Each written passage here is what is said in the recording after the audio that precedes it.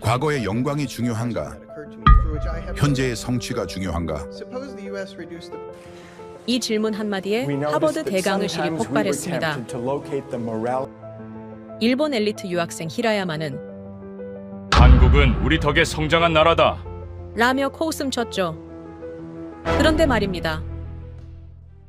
단 30년 만에 한국은 반도체, 배터리, 조선, AI 모든 산업에서 일본을 추월했고, 그리고 놀랍게도 이 패턴은 지금도 반복되고 있다는 사실인데요. IMF, 코로나, 전쟁 위협, 수십 번의 몰락이 예고됐지만 그때마다 3년, 10년, 48시간 만에 부활했죠. 이 모든 건 명령이 아니라 자발적 협력이었고 통제가 아니라 신뢰였습니다. 이제 전 세계 언론이 묻고 있습니다. 도대체 불사조의 심장은 어디에 있습니까? 지금부터 그 놀라운 현장 속으로 들어가 보시죠. 미국에서 날아온 충격적인 이야기. 바로 시작합니다.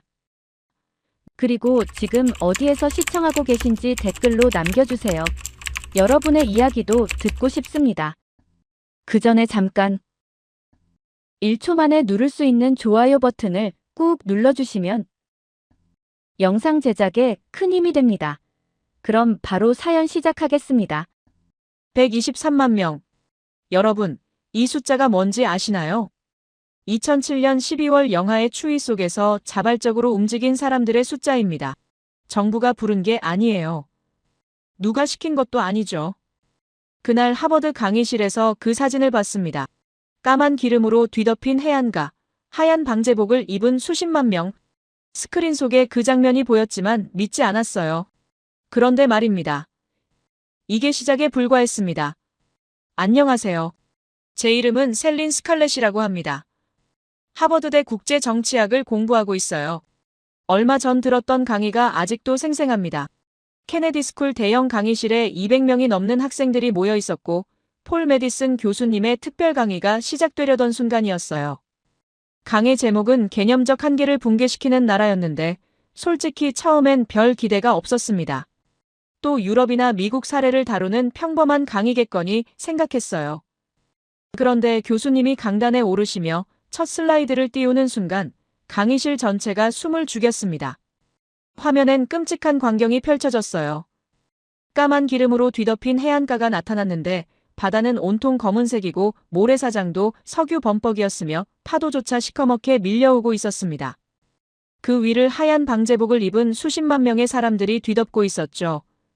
끝없이 이어진 하얀 줄이 마치 해안가에 서리가 내린 것처럼 보였어요. 교수님이 조용히 말씀하시길 2007년 12월 한국 태안 앞바다에서 원유 유출 사고가 발생했고 홍콩 국적 유조선이 충돌하며 12,000km 넘는 원유가 바다로 쏟아졌다고 했습니다. 당시까지 해양사고 중 최악의 부류였어요. 전문가들은 입을 모아 말했습니다.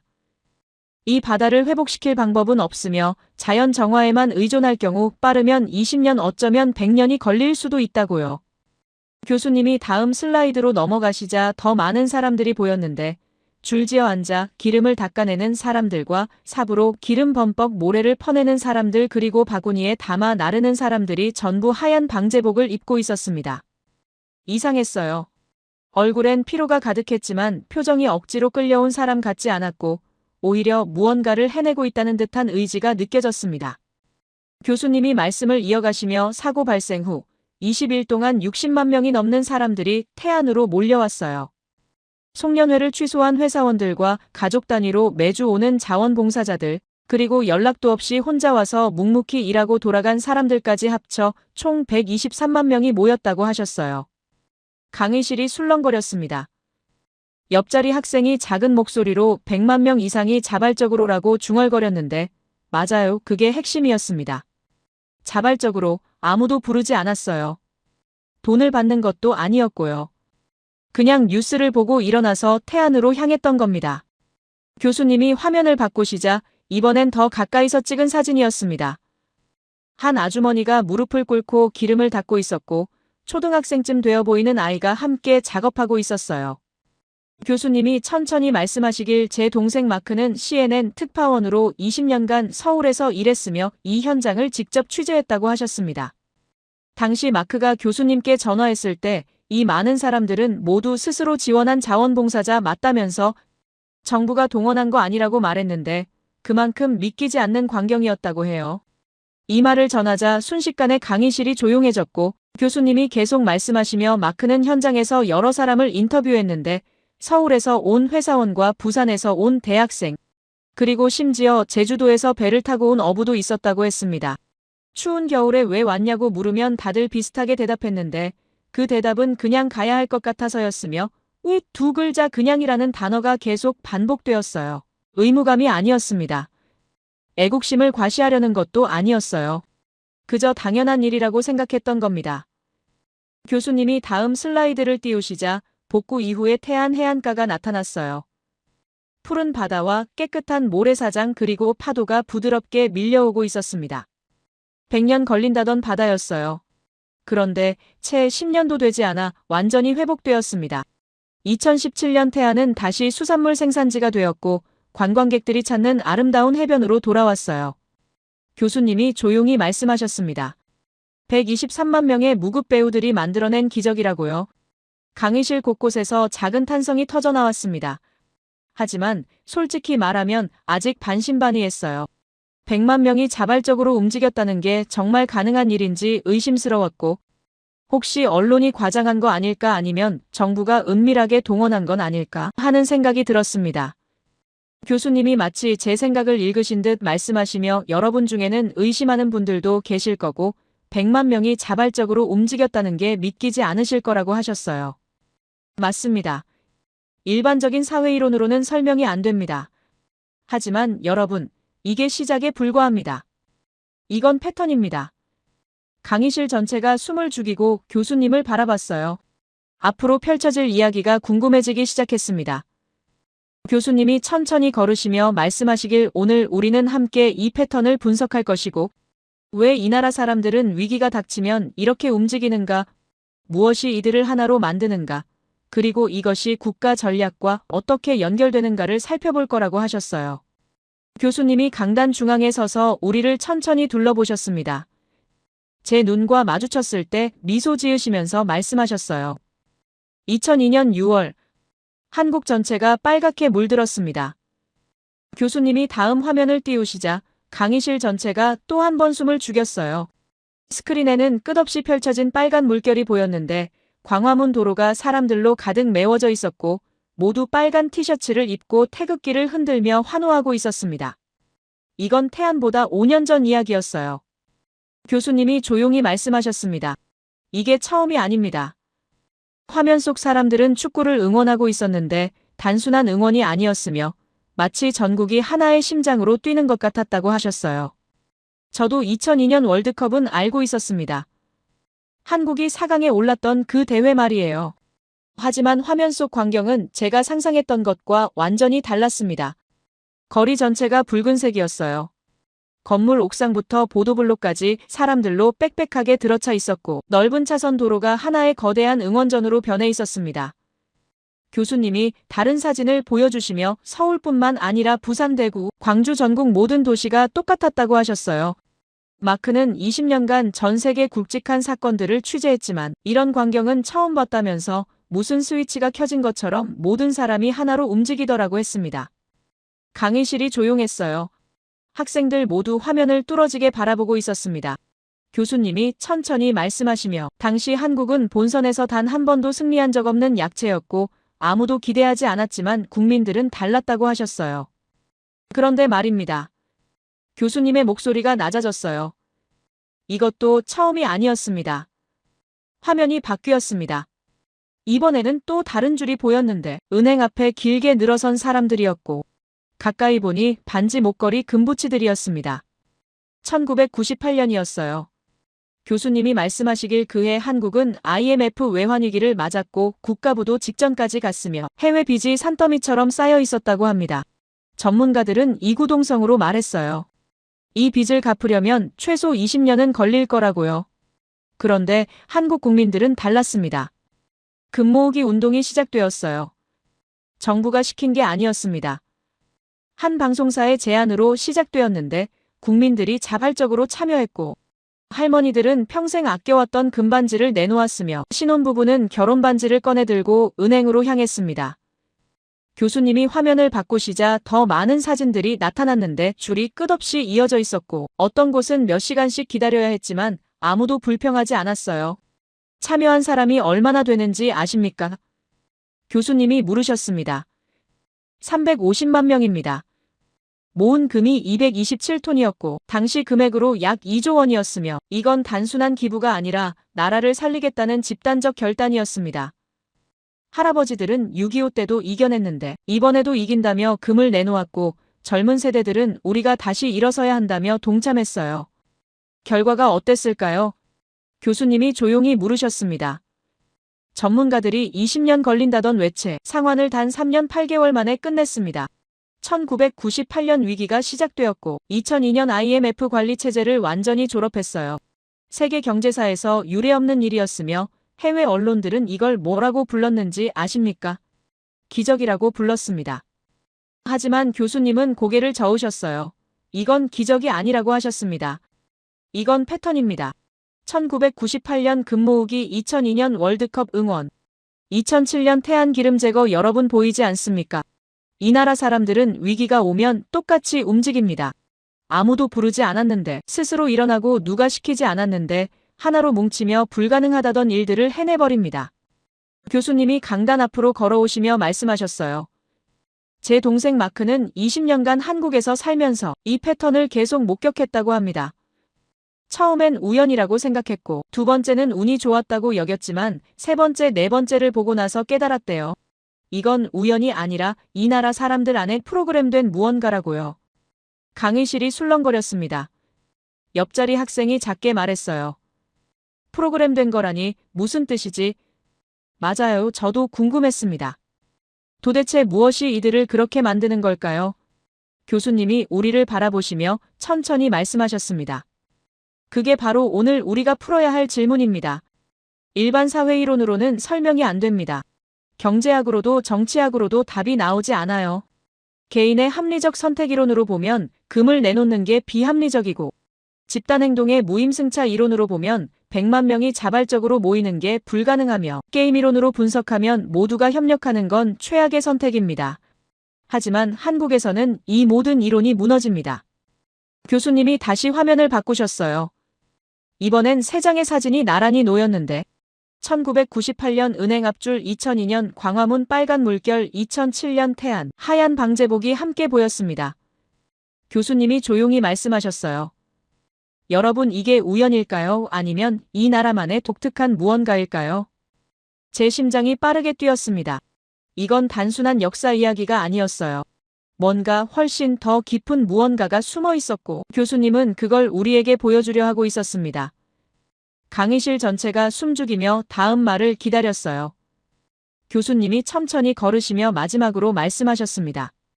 다음 시간에는 이 패턴의 비밀을 함께 풀어보겠습니다. 무엇이 이들을 하나로 만드는지 말이죠.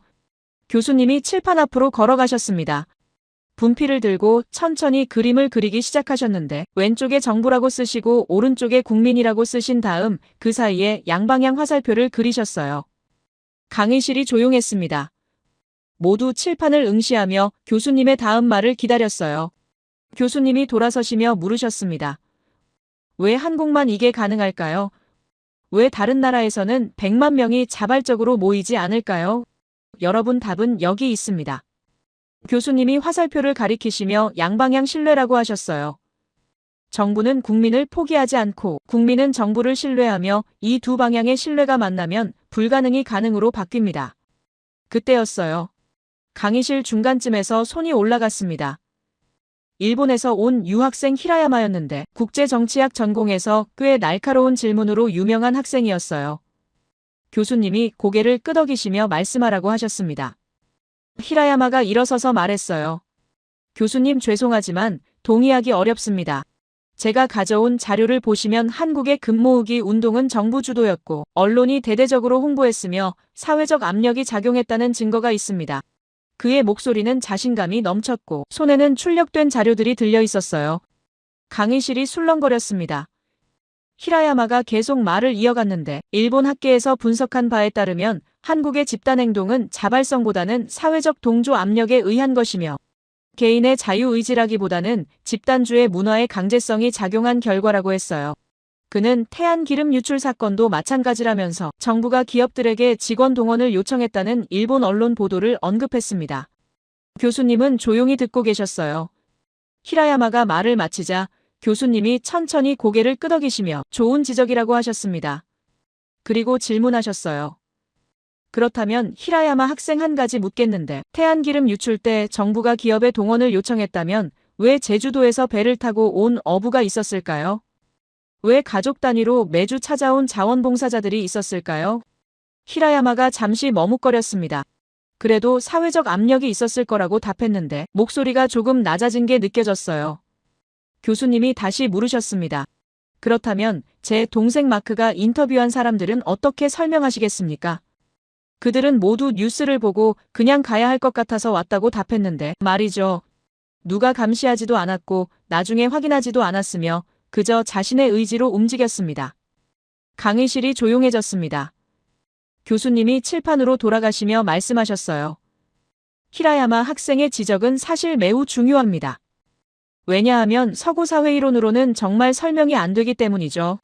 개인주의 관점에서 보면 비합리적이고 집단주의로만 보기엔 너무 자발적이며 정부 동원으로 보기엔 규모가 너무 크고 사회 압력으로만 설명하기엔 지속성이 너무 강합니다. 교수님이 새로운 그림을 그리기 시작하셨어요. 이번엔 타임라인이었는데 1950년부터 2020년까지 쭉 이어져 있었습니다. 교수님이 말씀하시길 한국의 신뢰는 하루아침에 만들어진 게 아니라고 하셨어요. 1950년 한국전쟁 때 정부는 부산까지 후퇴했지만 국민을 버리지 않았고 국민들은 자발적으로 의용군에 참여했으며 함께 싸워 나라를 지켜냈습니다. 1960년대부터 80년대까지는 독재 시절이었어요.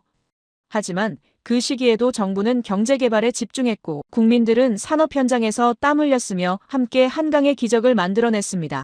1980년대 민주화 운동 때는 국민들이 거리로 나왔고 정부는 결국 직선제를 받아들였으며 유혈 사태 없이 민주주의로 이행했어요. 교수님이 돌아서시며 말씀하셨습니다. 이 모든 과정에서 정부와 국민은 서로를 완전히 신뢰하진 않았지만 완전히 불신하지도 않았고 때로는 싸웠지만 위기 때는 함께했으며 이런 경험들이 쌓여서 독특한 신뢰 시스템을 만들어낸 겁니다. 히라야마가 다시 손을 들었어요. 하지만 교수님, 그건 모든 나라가 겪는 과정 아닙니까? 전쟁도 독재도 경제 위기도 다른 나라들도 경험했는데 왜 한국만 이런 패턴을 보이는 거죠?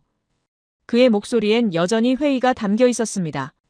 교수님이 미소 지으셨어요. 정확한 질문입니다. 차이는 바로 이겁니다.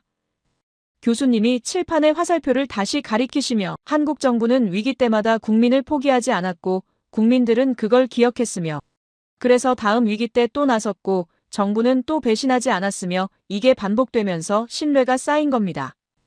교수님이 구체적 예를 들기 시작하셨어요.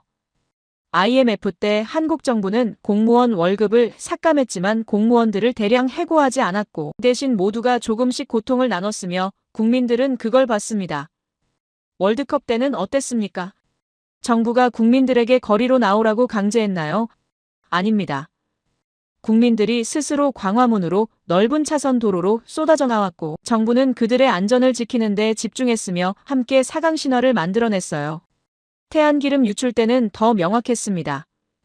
교수님이 말씀하시며 전문가들이 100년 걸린다고 했을 때 정부는 포기하지 않았고 반드시 복구하겠다고 선언했으며 실제로 예산을 쏟아부었습니다.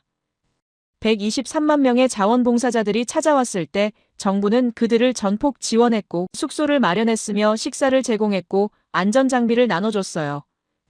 자원봉사자들은 그런 정부를 보며 더 열심히 일했고 정부는 그들을 믿고 맡겼으며 결국 10년도 안 돼 바다를 되살렸습니다. 히라야마의 표정이 굳어지기 시작했어요. 손에 들고 있던 자료들이 조금 떨리는 게 보였습니다. 교수님이 계속 말씀하셨어요. 물론 완벽하진 않습니다. 한국에도 정부 불신이 있고 부패가 있으며 갈등이 있어요. 하지만 위기의 순간만큼은 이 신뢰 시스템이 작동하고 그게 바로 한국의 힘입니다. 교수님이 칠판에 새로운 단어를 쓰셨어요. 계약이라고 쓰시고 그 옆에 신뢰라고 쓰셨습니다. 서구 사회는 계약에 기반합니다. 정부와 국민의 관계도 사회계약이고 법과 제도로 규정되며 위반하면 처벌받아요. 하지만 한국의 시스템은 조금 다릅니다. 계약도 있지만 그 위에 신뢰가 있고 법도 있지만 그 너머에 암묵적 약속이 있으며 이게 위기 때 폭발적 힘을 발휘합니다. 히라야마가 자리에 앉았어요. 더 이상 반박하지 않았는데 얼굴에 멋쩍은 웃음이 번지고 있었고 다리를 살짝 떠는 게 보였습니다. 손에 들고 있던 자료들을 가방에 넣으며 고개를 숙였어요. 교수님은 그를 바라보시며 부드럽게 말씀하셨습니다. 히라야마 학생 좋은 질문 감사합니다. 덕분에 더 명확히 설명할 수 있었어요. 강의실 분위기가 바뀌었습니다. 학생들이 고개를 끄덕이기 시작했고 누군가는 노트에 열심히 필기하고 있었어요. 교수님이 다시 칠판을 가리키시며 말씀하셨습니다. 이게 바로 개념적 한계를 붕괴시키는 지점입니다. 기존 사회이론으로는 설명이 안 되고 서구 모델로는 이해가 안 되며 그래서 처음엔 모두 의심하지만 증거를 보면 인정할 수밖에 없어요. 교수님이 우리를 둘러보시며 천천히 말씀하셨습니다. 제 동생 마크가 20년간 한국에서 살면서 가장 놀란 부분이 바로 이겁니다. 정부와 국민이 서로 싸우고 비판하고 때로는 격렬하게 대립하지만 국가적 위기가 오면 언제 그랬냐는 듯이 하나로 뭉치며 각자의 역할을 다하고 함께 이겨낸다는 거예요. 마크는 이걸 보고 처음엔 이상하다고 생각했지만 나중엔 부럽다고 말했습니다. 교수님이 화면을 바꾸셨어요. 이번엔 그래프가 나타났는데 여러 나라의 정부 신뢰도 조사 결과였습니다. 흥미로운 건 한국의 평소 정부 신뢰도는 중간 정도인데 위기 상황에서의 정부 신뢰도는 최상위권으로 치솟는다고 하셨어요. 다른 나라들은 위기 때 신뢰도가 오히려 떨어지는데 한국만 정반대였습니다. 이게 바로 양방향 신뢰의 힘입니다. 교수님이 말씀하셨어요. 평소엔 비판하고 감시하지만 위기엔 믿고 따르며 정부는 평소엔 설득하고 소통하지만 위기엔 국민을 믿고 맡기며 이 독특한 관계가 한국을 강하게 만듭니다. 이건 강제로 만들 수 없고 하루아침에 생기지도 않으며 수십 년의 공동 경험이 쌓여야 가능한 겁니다. 교수님이 칠판의 화살표를 다시 가리키셨어요. 이 신뢰가 바로 한국의 국가 경쟁력입니다. 경제력도 아니고 군사력도 아니며 기술력도 아닌 정부와 국민 사이의 이 독특한 신뢰 시스템이 한국을 강하게 만들고 위기를 기회로 바꾸며 불가능을 가능으로 만듭니다. 제 가슴이 뛰었어요. 이제 보이기 시작했습니다. 왜 100만 명이 자발적으로 모였는지, 왜 패턴이 반복되는지, 그리고 왜 한국만 이게 가능한지 말이에요. 교수님이 마지막으로 말씀하셨습니다. 자, 그렇다면 이 신뢰 시스템이 최근에는 어떻게 작동했을까요?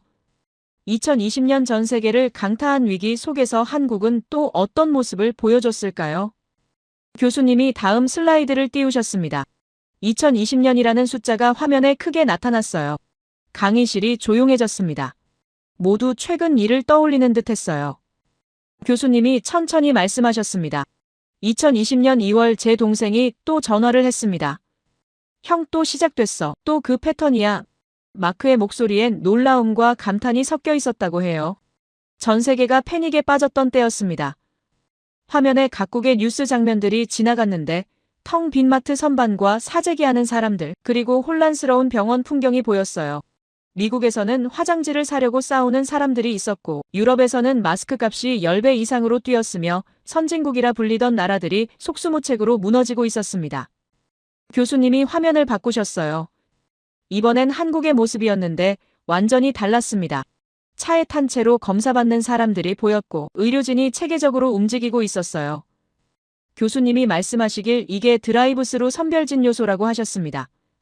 한국이 세계 최초로 만든 시스템이었으며 차에서 내리지 않고 10분 만에 검사가 끝났고 이틀 후 문자로 결과를 받을 수 있었어요. 그 다음 장면은 더 놀라웠습니다. 걸어서 검사받는 시스템이 나타났는데 부스 안에 의료진이 있고 밖에서 사람들이 검사받고 있었어요. 워킹스루라고 불렀는데 태안 사건 이후 또 다른 혁신이었습니다. 교수님이 말씀하시며 한국은 하루에 2만 명 이상을 검사했고 다른 나라들이 검사 키트가 부족하다고 아우성칠 때 한국은 이미 수십만 개를 비축하고 있었으며 심지어 다른 나라에 수출까지 했다고 하셨어요. 하지만 기술만이 아니었습니다. 교수님이 강조하셨어요. 진짜 차이는 투명성이었습니다. 한국 정부는 매일 오후 2시 정확히 브리핑을 열었고 확진자 수와 동선 그리고 대응 계획을 낱낱이 공개했으며 숨기지 않았습니다.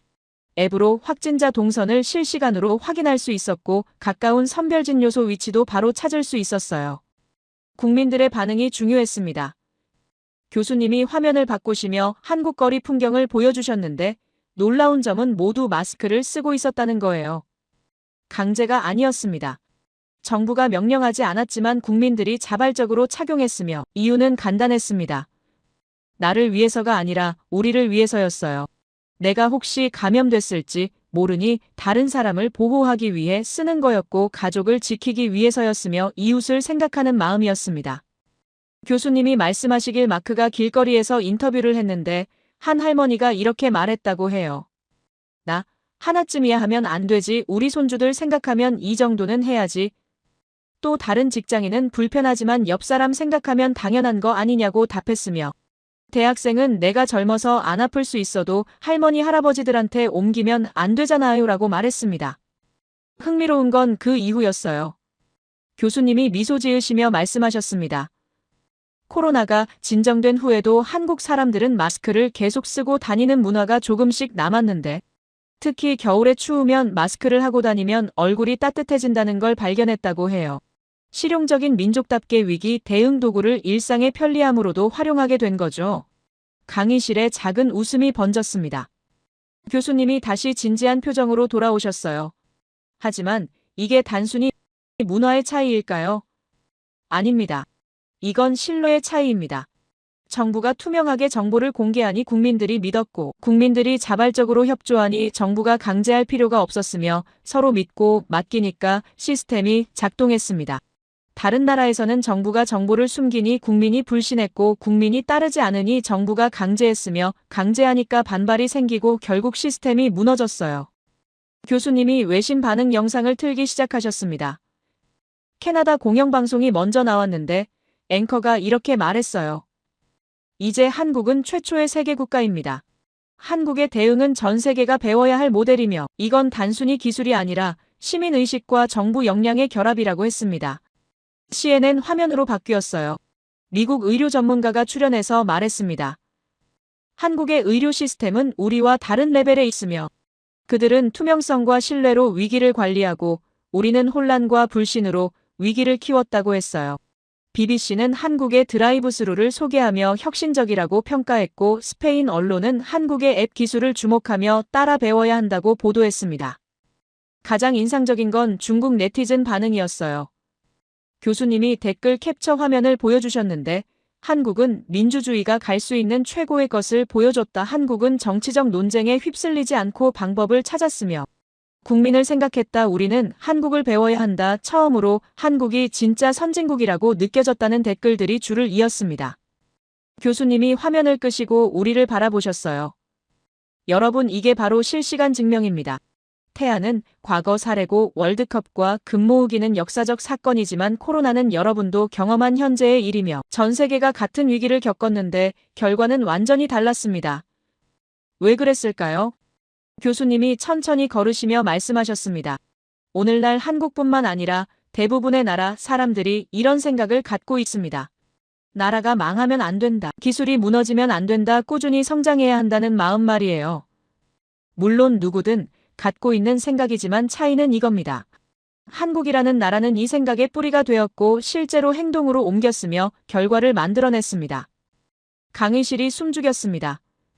교수님이 계속 말씀하셨어요. 한국은 지정학적 리스크를 안고 있습니다.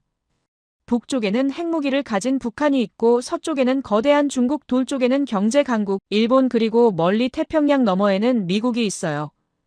사방이 강대국으로 둘러싸인 작은 나라입니다. 역사적으로 수없이 침략당했고 전쟁을 겪었으며 분단까지 당했어요. 하지만 바로 그 역경 속에서 한국은 강해졌습니다. 교수님의 목소리에 힘이 실렸어요. 조상들의 정신이 있기에 가능했습니다. 임진왜란 때 의병으로 일어선 백성들, 한국전쟁 때 함께 싸운 국민들, 산업화 시대 공장에서 땀 흘린 노동자들, 민주화를 이뤄낸 시민들의 정신이 대를 이어 전해졌고 그게 오늘날 태안에서 코로나에서 다시 발현되고 있습니다. 이 민족은 위기가 오면 더욱 강해집니다. 교수님이 단호하게 말씀하셨어요. 힘이 배가 되는 민족입니다. 평소엔 개인으로 살지만 위기엔 하나로 뭉치며 각자의 이익을 추구하다가도 국가가 위험하면 공동체를 선택하고 불가능하다는 말을 들으면 오히려 더 의욕을 불태웁니다. 이게 한국이고 이게 한국인입니다. 교수님이 화면을 다시 켜셨어요. 이번엔 세계 지도가 나타났는데 한국이 중앙에 표시되어 있었습니다. 교수님이 말씀하시길 놀라운 건 이런 나라가 다른 나라를 위해서도 움직인다는 겁니다. 코로나 때 한국은 검사키트를 100개 이상 국가에 수출했고 방역 노하우를 무상으로 공유했으며 마스크가 부족한 나라에 지원했어요. 자기 나라도 힘든 상황에서 왜 그랬을까요? 우리라는 마음가짐 때문입니다.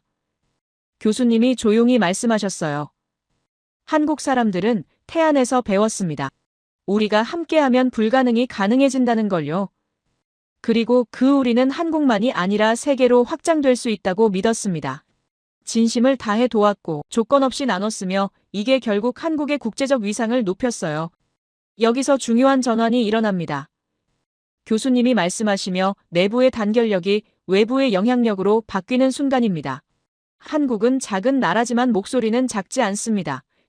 4대 강국 사이에서도 자기 입장을 분명히 하며 때로는 미국의 아니오라고 말하고 때로는 중국의 선을 긋고 일본과는 역사 문제로 맞서면서도 경제 협력은 유지하며 러시아와도 실용적 관계를 이어갑니다. 이게 어떻게 가능할까요? 교수님이 물으셨습니다. 중견국 외교라고 부르는데 한국은 자신을 정확히 압니다. 강대국은 아니지만 무시할 수 없는 나라고 군사력은 약하지만 경제력은 강하며 영토는 작지만 영향력은 큽니다. 이 정확한 자기 인식이 균형 외교를 가능하게 했어요. 교수님이 구체적 예를 들기 시작하셨습니다. 미중 갈등 속에서 한국은 어느 한쪽을 선택하라는 압박을 받았지만 선택하지 않았어요. 대신 양쪽 모두와 대화하며 자국의 이익을 지켰고 안보는 미국과 협력하면서도 경제는 중국과 연결을 유지했으며 이 줄타기가 가능했던 건 내부가 단단했기 때문입니다. 국민들이 정부를 믿고 정부가 국민을 믿으니 외부 압박에도 흔들리지 않았어요. 한류는 이 신뢰의 문화적 표현입니다. 교수님이 새로운 화면을 띄우셨는데 BTS와 영화 기생충 그리고 드라마 오징어 게임 포스터가 나타났어요. 이건 단순한 엔터테인먼트가 아닙니다. 이건 한국의 가치를 전파하는 소프트 파워이며 정부가 만든 게 아니라 민간이 만들었고 강제로 수출한 게 아니라 세계가 원해서 퍼졌으며 이게 한국의 영향력을 기하급수적으로 키웠습니다. 교수님이 말씀을 이어가셨어요. 전 세계 젊은이들이 한국어를 배우고 한국 문화를 동경하며 한국 제품을 선호하게 되었는데 이게 외교적 자산이 됩니다. 한국에 호감을 가진 나라는 한국의 입장을 더 잘 이해하고 한국 문화를 좋아하는 사람들은 한국의 정책을 더 지지하며 이게 바로 소프트 파워의 힘입니다. 놀라운 건 이 소프트 파워의 뿌리도 결국 신뢰라는 겁니다. 교수님이 강조하셨어요. BTS가 UN에서 연설할 수 있었던 건 그들이 진정성 있기 때문이고 한국 드라마가 사랑받는 건 인간적 감동이 있기 때문이며 한국 영화가 오스카를 받은 건 사회 문제를 정직하게 다뤘기 때문입니다. 진정성, 감동, 정직함, 이 모든 게 신뢰에서 나오며 한국 문화 콘텐츠가 가진 힘의 원천입니다. 교수님이 우리를 둘러보시며 천천히 말씀하셨습니다. 여러분 이제 보이십니까? 태안에서 시작된 이야기가 코로나로 이어지고 코로나 대응이 국제적 인정으로 연결되며 그 인정이 외교력으로 승화되고 문화 콘텐츠가 소프트 파워가 되어 결국 한국의 목소리를 키웁니다. 이 모든 게 하나로 연결되어 있어요. 제 가슴이 두근거렸습니다. 퍼즐 조각들이 맞춰지는 느낌이었어요. 123만 명의 자원봉사자가 왜 중요한지, 금 모으기가 왜 의미 있는지, 월드컵 응원이 왜 특별한지, 그리고 코로나 대응이 왜 세계를 놀라게 했는지 이제 이해되기 시작했습니다. 교수님이 마지막으로 말씀하셨어요. 한국은 작은 나라지만 작지 않습니다. 인구는 5천만이지만 영향력은 그 이상이고 영토는 좁지만 목소리는 크며 역사는 고난으로 점철됐지만 미래는 밝습니다. 왜냐하면 이 나라에는 위기를 기회로 바꾸는 DNA가 있고 불가능을 가능으로 만드는 국민이 있으며 서로를 신뢰하는 시스템이 작동하고 있기 때문입니다. 교수님이 강단 중앙에 서서 조용히 말씀하셨습니다. 세계가 한국을 어떻게 보고 있는지 그리고 한국이 앞으로 어떤 역할을 할 수 있을지 이야기해 보겠다고 말이죠. 그런데 더 놀라운 사실이 있습니다. 교수님이 새로운 화면을 띄우셨어요. 이번엔 반도체 칩 사진이었는데 작고 정교한 실리콘 칩이 확대되어 보였습니다. 손톱보다 작은 이 칩 위에 수십억 개의 회로가 새겨져 있었고 확대된 이미지는 마치 거대한 도시의 도로망처럼 복잡했어요. 교수님이 말씀하시길 여러분 인공지능 시대가 왔다고 하죠. 챗GPT 같은 AI가 세상을 바꾸고 있는데 그 AI의 심장이 어디서 만들어지는지 아십니까? 강의실이 조용해졌습니다. 몇몇 학생들이 고개를 갸우뚱하고 있었어요. 한국입니다. 교수님의 목소리에 힘이 실렸어요. 전 세계 메모리 반도체 시장의 60% 이상을 한국이 차지하고 있으며 삼성전자와 SK 하이닉스가 미국, 일본, 중국을 모두 제치고 시장을 장악했습니다. 특히 AI 반도체 분야에서는 한국이 독보적인데 삼성의 HBM4와 SK 하이닉스의 HBM3가 엔비디아 차세대 GPU에 필수로 탑재되고 있어요. 앞자리 학생이 손을 들었습니다. 교수님 HBM이 정확히 뭔가요? 교수님이 고개를 끄덕이시며 좋은 질문이라고 하셨어요. 칠판으로 걸어가시며 큰 글씨로 쓰기 시작하셨습니다. 고대역폭 메모리라고 쓰셨어요. 쉽게 설명해 드리겠습니다. 교수님이 돌아서시며 말씀하셨어요. 여러분 고속도로를 생각해 보세요. 차선이 2개인 도로와 10개인 도로 중 어디가 더 많은 차를 빠르게 보낼 수 있을까요? 당연히 10개 차선이죠. HBM이 바로 그겁니다. 정보가 흐르는 길을 엄청나게 넓게 만들어서 한꺼번에 많은 데이터를 초고속으로 보낼 수 있게 하는 기술이에요. 가슴이 두근거렸습니다. 이제 이해가 되기 시작했어요. 교수님이 계속 설명하셨습니다. 인공지능이 여러분 질문에 빠르게 답하려면 엄청난 양의 정보를 순식간에 처리해야 합니다. 마치 도서관 전체를 1초 만에 뒤져서 답을 찾는 것처럼요. 이때 필요한 게 바로 이 넓은 길 즉 고대 역폭 메모리입니다. 교수님이 다른 비유를 들어주셨어요. 여러분 집에 물을 공급하는 수도관을 생각해 보세요. 가느다란 호스로는 욕조를 채우는데 1시간이 걸리지만 굵은 파이프로는 5분이면 됩니다. HBM이 바로 그 굵은 파이프고 한국이 세계에서 가장 굵고 빠른 파이프를 만드는 나라예요. 강의실 곳곳에서 아하는 탄성이 나왔습니다. 옆자리 학생이 무릎을 치며 이제 이해했다고 중얼거렸어요. 교수님이 미소 지으시며 바로 그겁니다. 인공지능이 똑똑해지려면 빠른 두뇌도 필요하지만 그 두뇌의 정보를 빠르게 공급하는 게 더 중요한데 한국이 바로 그 핵심 기술을 쥐고 있습니다. 교수님이 화면을 바꾸셨어요. 챗GPT 로고가 나타났고 그 옆에 한국 반도체 칩 사진이 함께 보였습니다.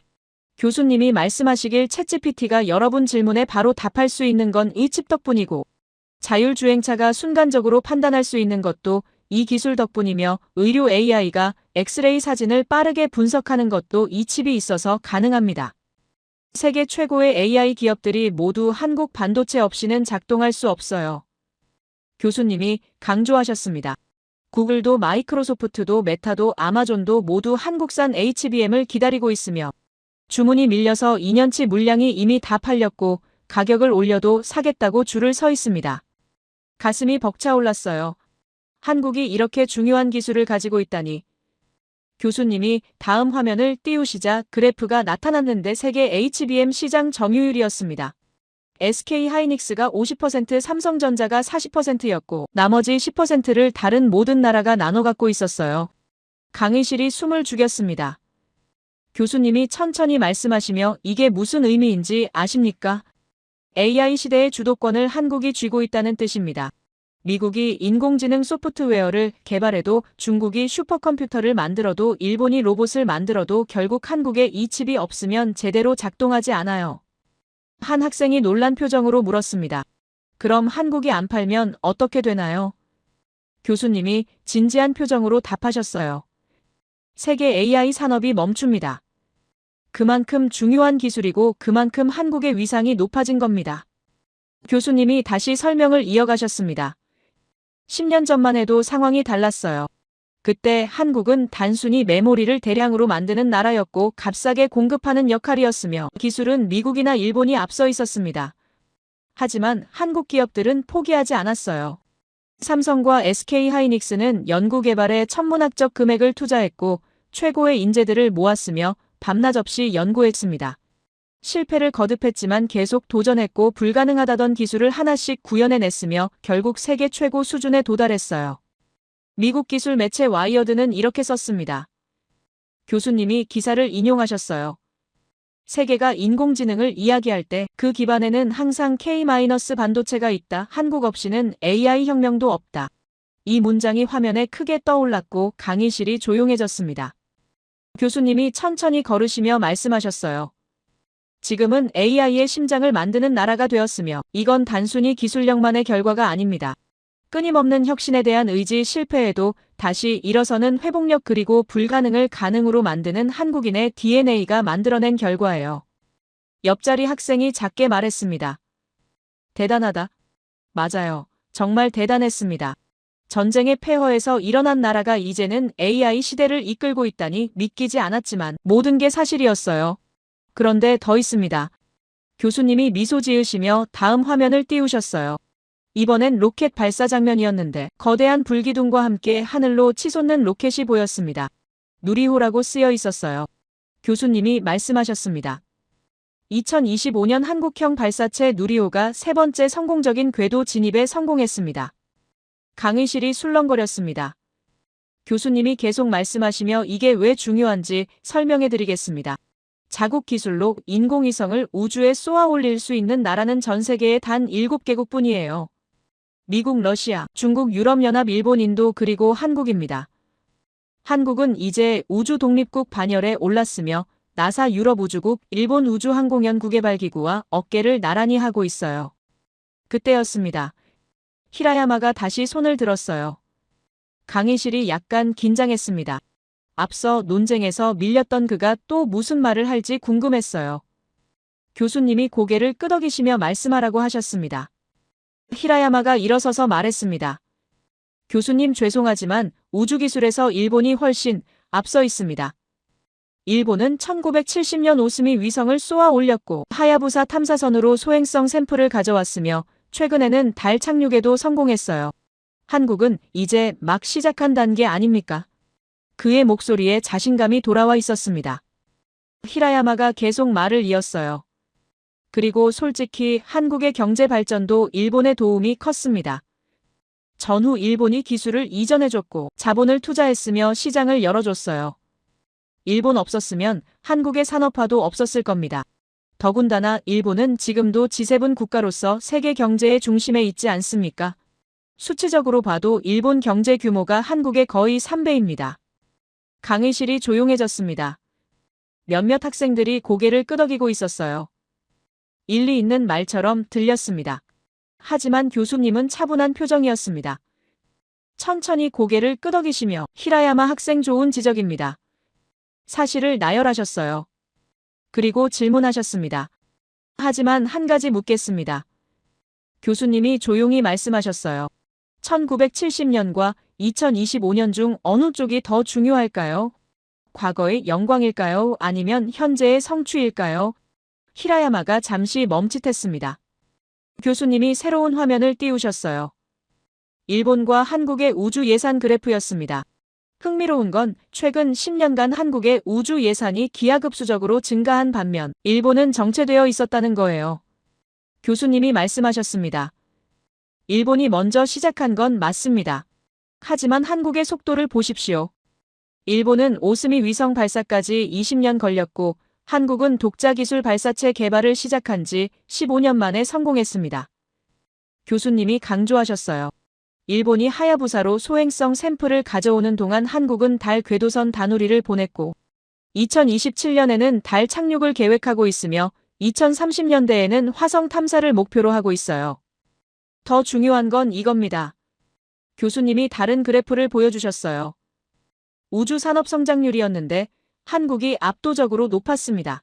한국은 우주를 산업으로 보고 있습니다.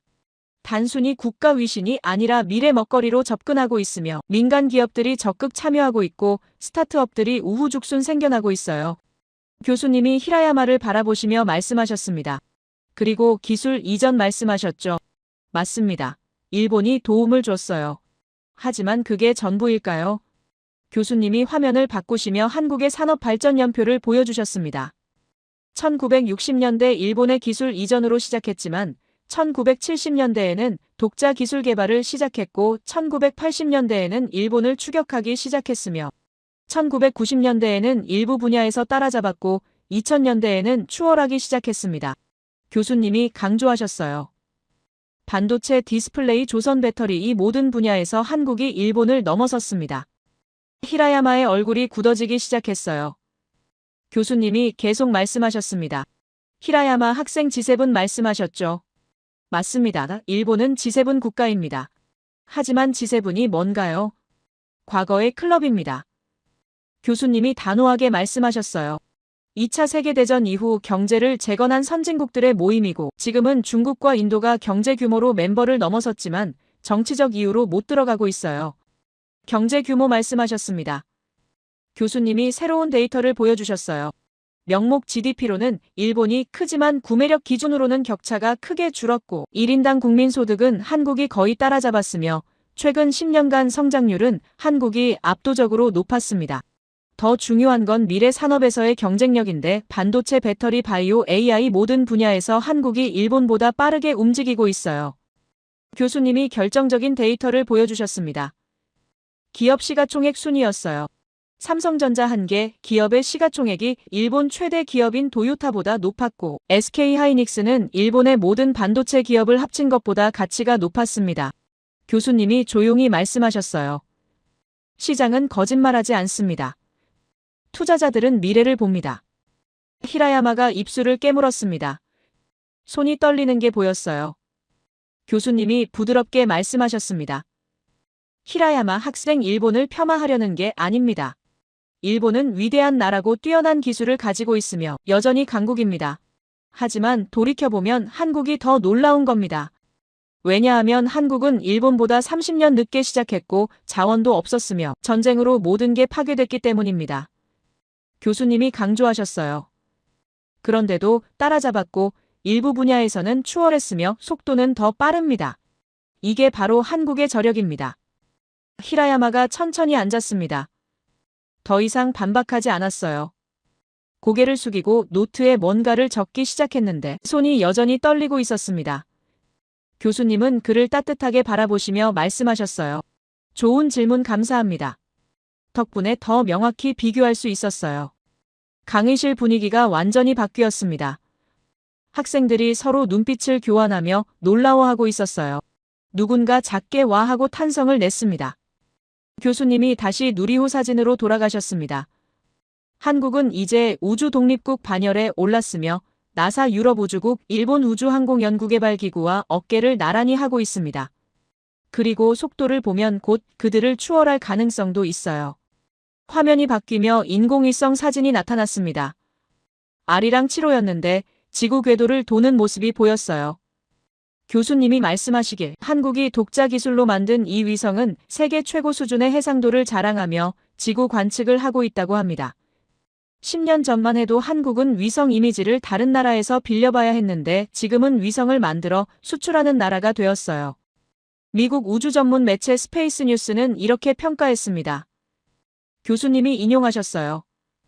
한국은 10년 전만 해도 위성 이미지를 빌려보던 나라였다. 이제는 위성을 만들어 수출한다. 이 속도라면 한국은 곧 우주 강국 상위권에 진입할 것이다. 교수님이 우리를 둘러보시며 말씀하셨습니다. 여러분 보이십니까? 반도체로 AI 시대를 주도하고 우주로 미래를 개척하며 문화 콘텐츠로 세계를 사로잡고 의료 시스템으로 생명을 구하며 민주주의로 가치를 보여주고 있습니다. 이 모든 게 2025년 현재 한국의 모습이에요. 교수님이 잠시 멈추셨다가 천천히 말씀하셨습니다. 그렇다면 이제 우리는 물어야 합니다. 도대체 이 힘은 어디서 나온 걸까요? 어떻게 전쟁의 폐허에서 이렇게까지 올라올 수 있었을까요? 이 DNA는 어디서 왔을까요? 강의실이 조용해졌습니다. 모두 교수님의 다음 말을 기다렸어요. 교수님이 화면을 바꾸시며 오래된 흑백 사진을 보여주셨는데 민둥산이었습니다. 나무 한 그루 없는 황량한 산들이 끝없이 이어져 있었어요. 1950년대 한국의 모습입니다. 교수님이 조용히 말씀하셨어요. 3년간의 전쟁으로 전 국토의 97%가 이렇게 변해버렸습니다. 폭격과 포격으로 나무가 모조리 사라졌고 추위를 이기려고 땔감으로 베어낸 것도 많았으며 산이 완전히 죽어버렸어요. 전문가들은 말했습니다. 이 땅을 되살리는 건 불가능하다고요. 하지만 한국 국민들은 달랐습니다. 교수님이 다음 사진을 보여주셨는데 이번엔 사람들이 산에서 나무를 심고 있는 모습이었어요. 1967년부터 시작된 치산 녹화 운동입니다. 정부가 목표를 세웠는데 전국의 모든 산을 녹음으로 덮겠다는 거였어요. 국민들이 움직이기 시작했습니다. 주말마다 가족 단위로 산에 올라 나무를 심었고 식목일에는 전 국민이 참여하는 대대적인 나무 심기 운동을 벌였으며 학교에서는 학생들이 묘목을 들고 산으로 향했습니다. 교수님이 말씀하시길 목표는 1982년까지였는데 실제로는 1978년에 완료되었다고 해요. 4년이나 빨랐습니다. 화면에 새로운 사진이 나타났습니다. 같은 장소인데 초록빛으로 가득 찬 산이었어요. 교수님이 말씀하셨습니다. 이게 같은 곳입니다. 민둥산이었던 곳이 20년 만에 울창한 숲으로 변했으며 97% 민둥산이 66% 산림으로 바뀌었고 이건 세계에서 유일한 사례입니다. 유엔 환경계획은 이렇게 평가했습니다. 교수님이 인용하셨어요. 한국의 녹화 성공은 인류 역사상 전례 없는 업적이며 국토가 완전히 황폐화된 후 이렇게 성공적으로 회복한 경우는 한국이 처음이자 마지막이다. 레스터 브라운 지구정책연구소 소장은 자신의 저서에서 이것은 세계적 자랑거리라고 극찬했어요. 교수님이 천천히 걸으시며 말씀하셨습니다. 여러분, 이게 바로 한국 DNA의 원천입니다. 불가능하다는 말을 들으면 오히려 더 의욕을 불태우고 전문가가 100년 걸린다고 하면 10년 만에 해내며 폐허에서 시작해도 결국 일어서는 이 회복력 말이에요. 조선시대부터 그랬습니다. 교수님이 역사를 거슬러 올라가셨어요. 수없이 침략당했지만 끝까지 버텼고 임진왜란 때는 의병이 일어나 나라를 지켰으며 병자호란 때도 항복한 후에도 정신만은 꺾이지 않았습니다. 일제강점기 35년을 견뎌냈고 해방 후 전쟁을 겪었으며 분단의 아픔을 안고도 일어섰어요. 이건 프로그램된 집단 알고리즘입니다. 교수님이 단호하게 말씀하셨어요. 생존 본능이 DNA에 새겨진 겁니다. 위기가 오면 자동으로 작동하는 시스템이고 아무도 가르쳐주지 않아도 알아서 움직이며 강제하지 않아도 스스로 단결하는 이 능력이 수백 년 역사 속에서 만들어졌습니다. 교수님이 화면을 다시 바꾸셨어요. 이번엔 여러 사진이 나란히 놓였는데 민둥산에서 숲으로 변한 산, 폐허에서 일어선 서울, 가난에서 부유함으로 바뀐 거리, 그리고 독재에서 민주주의로 가는 시위 장면들이었습니다. 한국은 불사조 국가입니다. 교수님이 조용하지만 강하게 말씀하셨어요. 죽었다가도 다시 살아나고 쓰러졌다가도 다시 일어서며 무너졌다가도 더 강하게 재건하는 나라입니다. 이게 한국이고 이게 한국인이며 이게 바로 세계가 주목하는 이유입니다. 교수님이 우리를 천천히 둘러보시며 말씀하셨습니다. 태안에서 123만 명이 모인 이유, 금모으기에 350만 명이 참여한 이유, 월드컵 때 전국이 하나로 뭉친 이유, 코로나를 이겨낸 이유, 반도체로 AI 시대를 주도하는 이유, 우주로 나아가는 이유, 이 모든 것의 답이 바로 여기 있습니다. 고난을 기회로 바꾸는 DNA, 교수님이 강조하셨어요. 위기를 성장의 발판으로 삼는 회복력, 그리고 함께하면 불가능이 없다는 믿음이 수백 년 역사 속에서 단련되었고 지금도 작동하고 있으며 앞으로도 계속될 겁니다. 교수님이 마지막 슬라이드를 띄우셨습니다. 화면에는 단 한 문장만 있었어요. 한국은 개념적 한계를 붕괴시키는 나라입니다. 교수님이 그 문장을 가리키시며 말씀하셨습니다. 사회이론으로 설명 안 되는 나라, 경제법칙을 뛰어넘는 나라, 정치학 교과서를 다시 쓰게 만드는 나라, 그리고 세계에게 새로운 가능성을 보여주는 나라입니다. 제 눈시울이 뜨거워졌어요. 강의실 여기저기서 작은 탄성과 박수 소리가 들렸습니다. 교수님이 강의실 조명을 조금 어둡게 하셨습니다. 스크린에 새로운 영상이 재생되기 시작했어요. CNN 로고가 보였고 서울거리를 배경으로 한 남자가 서 있었는데 교수님의 동생 마크였습니다. 영상 속 마크가 말하기 시작했어요. 20년입니다. 제가 서울에서 특파원으로 일한 시간이죠. 처음 왔을 때는 북한 문제나 재벌 스캔들을 취재하려 왔는데 결국 가장 많이 취재한 건 한국인 그 자체였습니다. 그의 목소리는 차분했지만 진심이 느껴졌어요. 마크가 계속 말했습니다. 금 모으기를 취재했고 월드컵 응원을 받으며 태안 해안가에 섰고 코로나 선별진 요소를 돌아다녔습니다. 그때마다 같은 질문을 했어요. 어떻게 이게 가능하지? 마크가 잠시 멈췄다가 미소 지으며 말했습니다. 20년을 봤지만 아직도 완전한 답을 찾지 못했어요. 단 하나 확실한 건 이 사람들은 불가능을 모른다는 겁니다. 마크가 서울 거리를 천천히 둘러보며 말을 이었어요. 이 도시를 보십시오. 70년 전 이곳은 폐허였습니다.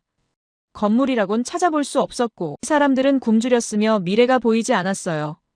그런데 지금은 어떻습니까?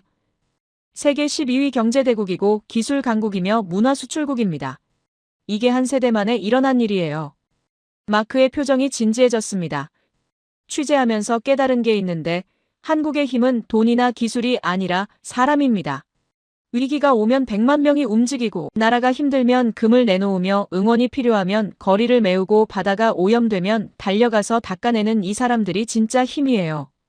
마크가 카메라에 더 가까이 다가왔습니다. 흥미로운 건 이 사람들의 성격입니다. 명확하면서도 조용해요. 세계 무대에서 자신을 과시하지 않고 큰 소리치지 않으며 으스대지 않습니다. 그냥 묵묵히 일하고 결과로 보여주며 행동으로 증명해요. 말보다 실천이 앞서고 약속보다 성과가 먼저이며 선언보다 완성이 빠릅니다. 한국 사람들을 취재하면서 느낀 건데 이들은 가만히 있어도 강해 보입니다. 마크가 강조하며 말했어요. 침착하고 차분하며 절제되어 있는데 그 안에 엄청난 에너지가 담겨 있는 게 느껴져요. 마치 고요한 화산 같다고 할까요? 겉은 평온하지만 속엔 뜨거운 용암이 끓고 있고 필요한 순간 폭발할 준비가 되어 있습니다. 그런데 이들이 실제로 움직이면 그 강함이 폭발합니다. 마크의 목소리가 높아졌어요.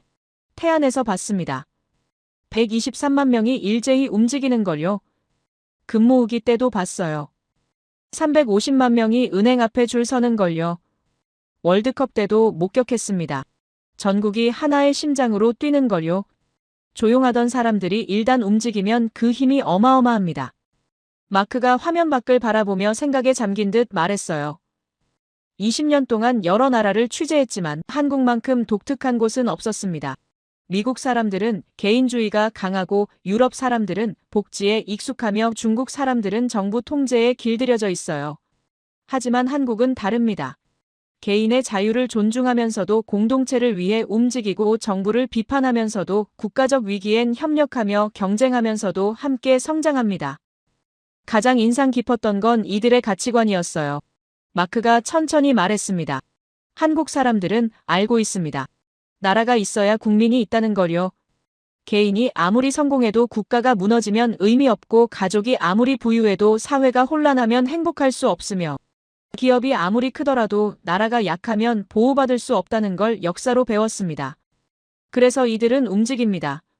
마크가 강조했어요. 자기 이익만 챙기는 게 아니라 공동체를 생각하고 당장의 편안함보다 미래를 준비하며 개인의 안위보다 국가의 안정을 우선시합니다. 이게 강제가 아니라 자발적이라는 게 놀라워요. 누가 시켜서가 아니라 스스로 그렇게 선택합니다. 결국 모두가 원하는 건 같습니다. 마크가 마무리하며 말했어요. 우리나라의 안정과 평화, 그리고 성장과 나아감이죠. 한국 사람들은 이걸 말로만 외치지 않습니다. 행동으로 보여주고 결과로 증명하며 변화를 직접 몸으로 만들어냅니다. 조용하지만 확실하게 세상을 바꾸고 있어요. 마크가 카메라를 똑바로 보며 마지막으로 말했습니다. 제 형에게 늘 말합니다. 이 사람들을 연구할수록 답은 멀어지고 질문만 늘어난다고요. 도대체 이 민족의 한계가 어디까지인지 끝이 있기는 한 건지 앞으로 또 어떤 불가능을 가능으로 만들어낼지 궁금하다고 말이에요. 20년을 봤지만 여전히 놀랍고 30년을 봐도 계속 놀랄 것 같습니다. 영상이 끝났습니다. 강의실이 조용했어요. 교수님이 천천히 불을 다시 켜시며 우리를 바라보셨습니다. 제 동생의 질문입니다. 도대체 한국인의 끝은 어디입니까? 교수님의 목소리가 강의실에 울려 퍼졌어요. 교수님이 강단 중앙으로 걸어오시며 말씀하셨습니다. 오늘 우리는 함께 한국을 탐구했습니다. 태안에 123만 명을 받고 월드컵의 열광을 느꼈으며 코로나 대응의 체계를 배웠어요. 반도체로 AI 시대를 주도하는 모습을 확인했고 우주로 나아가는 발걸음을 지켜봤습니다. 그런데 말입니다. 교수님이 잠시 멈추셨어요. 한 가지 더 보여드릴 게 있습니다. 교수님이 새로운 화면을 띄우셨는데 이번엔 전차와 자주포 사진이었어요. 강력해 보이는 군사 장비들이 나란히 서 있었습니다. 놀라운 사실이 하나 더 있습니다. 교수님이 말씀하셨어요. 한국은 이제 무기를 사는 나라가 아니라 파는 나라가 되었습니다. 2025년 기준으로 한국의 방위산업 수출 규모가 세계 5위권에 진입했어요. 강의실이 술렁거렸습니다. 앞자리 학생이 놀란 표정으로 교수님을 바라봤어요. 교수님이 설명을 이어가셨습니다. K2 전차, K9 자주포, 천무 다연장 로켓이 폴란드, 노르웨이, 이집트 등 여러 나라로 수출되고 있으며 유럽과 중동에서 줄을 서서 한국 무기를 사려고 합니다. 한 학생이 손을 들었어요. 교수님, 그게 정확히 뭔가요? 교수님이 쉽게 설명해 주셨습니다. K2 전차는 쉽게 말하면 땅 위를 달리는 요새예요. 적의 공격을 막아내면서 강력한 포로 목표물을 정확히 타격하는 무기입니다. K9 자주포는 멀리 있는 적을 공격하는 대포인데 스스로 움직일 수 있고 빠르게 쏘고 재빨리 위치를 옮기는 게 특징이에요. 그렇다면 왜 유럽 국가들이 한국 무기를 사는 걸까요? 교수님이 물으셨습니다. 답은 간단합니다. 성능이 좋으면서도 가격이 합리적이기 때문이에요. 교수님이 비유를 들어주셨습니다. 여러분, 스마트폰을 살 때를 생각해 보세요. 비싸지만 성능 좋은 제품도 있고 싸지만 품질이 떨어지는 제품도 있죠. 그런데 한국 무기는 성능도 최고 수준이면서 가격은 합리적입니다. 게다가 빠르게 납품되고 애프터 서비스도 확실해요. 교수님이 화면을 바꾸시며 그래프를 보여주셨어요. 최근 10년간 한국 방산 수출액이 기하급수적으로 증가하고 있었습니다. 2015년에는 거의 없던 수출이 2025년에는 수십억 달러 규모로 커졌어요. 유럽 국방 전문지는 이렇게 평가했습니다. 교수님이 인용하셨어요. 한국제 무기는 싸고 정확하고 믿을 수 있다. 이 세 가지를 동시에 갖춘 나라는 드물며 특히 신속한 납품은 한국만의 강점이다. 화면에 메이드 투 윈이라는 문구가 떠올랐는데 한국산 무기의 새로운 별칭이었어요. 가슴이 벅차올랐습니다. 한국이 단순히 제조업 강국을 넘어 방산 강국까지 되었다니. 교수님이 말씀을 이어가셨어요. 70년 전 한국은 미국에서 무기를 원조받아야 했던 나라였습니다. 총 한 자루 전차 한 대 제대로 만들지 못했어요. 그런데 지금은 세계가 한국 무기를 사려고 줄을 서고 있습니다. 특히 주목할 점은 이겁니다. 교수님이 강조하셨어요. 폴란드는 왜 한국 전차를 샀을까요? 폴란드 옆에는 러시아가 있고 안보 위협이 큽니다. 그들에게는 값싼 무기가 아니라 진짜 싸울 수 있는 무기가 필요했어요. 그래서 독일제나 미국제도 고려했지만 결국 한국제를 선택했습니다. 성능을 인정받은 겁니다. 노르웨이도 마찬가지였어요. 교수님이 계속하셨습니다. 노르웨이는 나토 회원국이고 부유한 나라입니다. 싼 것보다 좋은 걸 사려 했는데 한국 자주포를 선택했어요. 빠르고 정확하며 혹독한 추위에도 작동한다는 게 결정적 이유였습니다. 이집트는 중동의 강국입니다. 교수님이 설명하셨어요. 그들은 수십 년간 미국과 러시아 무기를 써왔지만 최근 한국제를 대량 구매하기 시작했어요. 가성비가 뛰어나고 기술 이전도 적극적이며 무엇보다 실전에서 검증된 성능 때문입니다. 교수님이 우리를 둘러보시며 말씀하셨습니다. 여러분, 이게 의미하는 바가 뭘까요? 한국이 이제 단순히 경제 강국이 아니라 종합안보 강국으로 자리 잡았다는 겁니다. 반도체로 AI 시대를 주도하고 우주로 미래를 개척하며 방산으로 국제 안보에 기여하고 있어요. 더 중요한 건 이 모든 것의 공통점입니다. 교수님이 잠시 멈추셨어요. 여러분, 그건 바로 눈에 보이지 않는 힘입니다. 교수님이 강조하셨어요. 물질적인 것보다 더 강한 게 있습니다. 반도체 공장보다 강한 게 있고 로켓 기술보다 중요한 게 있으며 무기 성능보다 위대한 게 있어요. 그건 바로 신뢰입니다. 교수님이 칠판에 크게 쓰셨어요. 정부와 국민 사이의 신뢰, 국민과 국민 사이의 신뢰, 그리고 과거와 현재와 미래를 잇는 신뢰 말이죠. 이 보이지 않는 힘이 한국을 선진국 반열에 올려놓았고 강대국들 사이에서 존중받게 만들었으며 때로는 견제 대상이 되게 했습니다. 교수님이 설명을 이어가셨어요. 미국은 한국을 경제동맹으로 필요로 하고 중국은 한국의 기술을 탐내며 일본은 한국의 성장을 부러워하고 유럽은 한국의 시스템을 배우려 합니다. 왜 그럴까요? 작은 나라인데 말이에요. 교수님이 미소 지으셨습니다. 바로 그 눈에 보이지 않는 힘 때문입니다. 한국은 머리로 싸웁니다. 교수님이 천천히 말씀하셨어요. 반도체 기술과 AI 칩, 우주 기술과 방산 기술로 세계와 경쟁하며 교육열이 높고 연구 개발에 투자하며 끊임없이 혁신합니다. 하지만 머리만으로는 부족해요. 한국은 가슴으로 버팁니다. 교수님이 계속하셨어요. 전쟁의 상처를 안고도 일어섰고 분단의 아픔을 품고도 성장했으며 외환위기를 겪고도 회복했습니다. 가슴에 열정이 있고 마음에 끈기가 있으며 영혼에 불굴의 의지가 있어요. 그리고 한국은 영혼으로 이깁니다. 교수님의 목소리가 높아졌어요. 123만 명이 태안으로 간 건 돈 때문이 아니었고 마스크를 쓴 건 법 때문이 아니었으며 반도체 공장에서 밤을 새우는 건 월급만을 위한 게 아닙니다. 우리라는 공동체 의식 함께 이겨내야 한다는 사명감 그리고 다음 세대를 위한 책임감이 그들을 움직였어요. 이게 바로 한국의 진짜 힘입니다. 교수님이 단호하게 말씀하셨어요. 눈에 보이지 않지만 가장 강력한 힘 돈으로 살 수 없지만 가장 값진 자산 하루아침에 만들 수 없지만 수백 년 역사가 쌓아 올린 DNA입니다. 교수님이 우리를 천천히 둘러보셨어요. 여러분 강의 첫날 제가 물었던 질문 기억하십니까? 왜 한국만 이게 가능한가? 이제 답을 찾으셨습니까? 강의실이 조용했지만 모두가 고개를 끄덕이고 있었습니다. 한국은 개념적 한계를 붕괴시킨 나라입니다. 교수님이 마지막으로 강조하셨어요.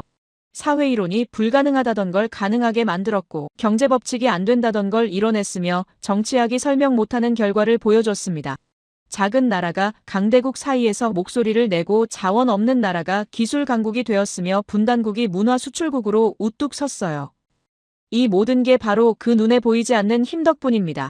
교수님이 칠판을 가리키시며 신뢰라고 쓰인 글자를 다시 한번 강조하셨어요.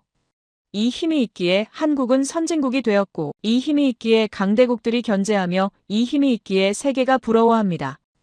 교수님이 강단 끝에 서서 마지막 말씀을 하셨습니다. 70년 전 폐허였던 나라가 여기까지 왔는데 앞으로 또 어디까지 갈지 누가 알겠습니까? 다만 확실한 건 이 나라는 멈추지 않을 거라는 겁니다. 위기가 오면 더 강해지고 불가능을 만나면 더 의욕을 내며 한계를 보면 그걸 넘어서는 이 DNA가 계속될 거라는 거예요. 교수님이 마지막으로 우리를 바라보시며 조용히 말씀하셨습니다. 여러분 이 강의를 통해 한 가지만 기억하시길 바랍니다. 국가의 진짜 힘은 군대다 돈이 아니라 국민입니다. 그리고 국민의 진짜 힘은 서로를 믿는 마음입니다. 한국은 그걸 보여줬고 앞으로도 계속 보여줄 겁니다. 순간 강의실이 폭발했습니다. 1명, 2명 일어서기 시작하더니 200명 전원이 기립박수를 보냈어요. 박수 소리가 강의실을 가득 채웠고 몇몇 학생들은 환호성을 지르기도 했습니다. 가슴이 뜨거워졌어요. 눈물이 날 것 같았습니다. 옆자리 학생도 눈시울이 붉어져 있었고 앞자리 학생은 손수건으로 눈을 있었어요.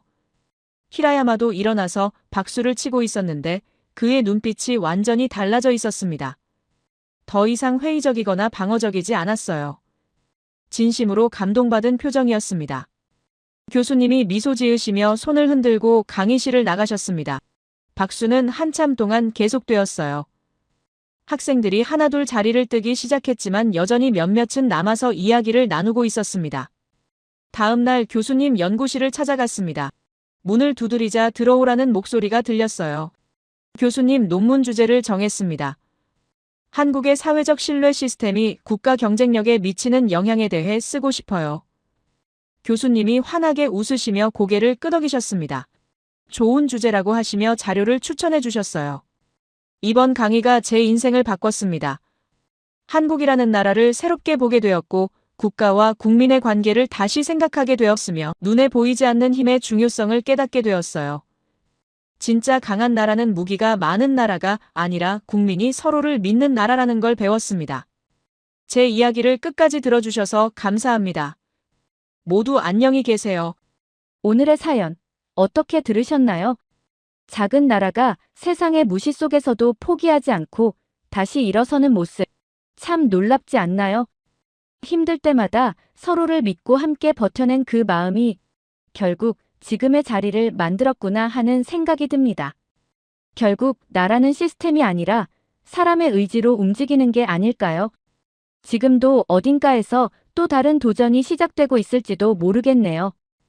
이 이야기가 잠시라도 우리 마음속에 작은 불씨가 되었으면 좋겠습니다. 여러분의 생각을 아래 댓글에 남겨주세요. 그리고 감동적인 사연을 주변 사람들과 공유하고 함께 이야기 나눠보세요.